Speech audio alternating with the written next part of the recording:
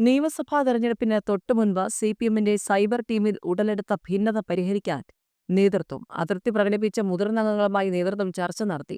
എന്തെങ്കിലും പ്രശ്നങ്ങളുണ്ടെങ്കിൽ പാർട്ടിക്കുള്ളിൽ ചർച്ച ചെയ്ത് പരിഹരിക്കാമെന്നും പരസ്യ പ്രതികരണങ്ങൾക്ക് മുതിരരുതെന്നും നേതൃത്വം ഇവരെ അറിയിച്ചു. സൈബർ പ്രചാരണങ്ങൾ പാളിയെന്നും നിലവിലെ രീതികളിൽ വിയോജിപ്പുണ്ടെന്നും സൈബർ ടീമുമായി ബന്ധപ്പെട്ട് പ്രവർത്തിച്ചിരുന്ന മുതിർന്ന മാധ്യമപ്രവർത്തകരാണ് അറിയിച്ചത്. പാർട്ടി സൈബർ പ്രചാരണത്തിന് ചുക്കാൻ പിടിച്ച നികേഷ് കുമാറിന്റെ നിലപാടുകളോടുള്ള വിയോജിപ്പാണ് ഇവർ രേഖപ്പെടുത്തിയതെന്നാണ് റിപ്പോർട്ട്. സമൂഹമാധ്യമങ്ങളിലെ ഇടപെടൽ ശരിയാകുന്നില്ലെന്ന് മുഖ്യമന്ത്രിയും പാർട്ടി നേതൃത്വത്തെ അറിയിച്ചതായി സൂചനകളുണ്ട്.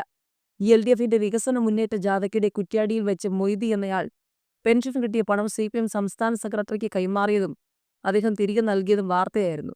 എന്നാൽ ഇതിന് പിന്നാലെ നേതാക്കൾ തന്നെയാണ് തന്നോട് പെൻഷൻ പണം ഗോവിന്ദന് നൽകാൻ ആവശ്യപ്പെട്ടതെന്നും നൽകിയാൽ അത് തിരിച്ചു തരുമെന്ന് പറഞ്ഞെന്നും മൊയ്തി പിന്നീട് വെളിപ്പെടുത്തിയത് സിപിഎമ്മിന് വലിയ ക്ഷീണമായി.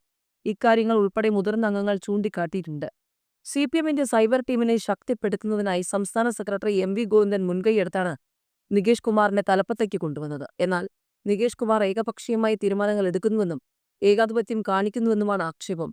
മേഖലാ ജാഥകളിൽ ഉൾപ്പെടെ കാര്യമായ പ്രചാരണം നൽകാൻ കഴിഞ്ഞില്ല. ആഗോള അയ്യപ്പ സംഗമം, സ്വർണ്ണക്കൊള്ള തുടങ്ങി പാർട്ടി പ്രതിരോധത്തിലാകുന്ന വിഷയങ്ങളിലൊന്നും ഫലവത്തായ പ്രതിരോധം തീർക്കാൻ സൈബർ സംഘത്തിന് കഴിയുന്നില്ലെന്നും ആക്ഷേപമുണ്ട്.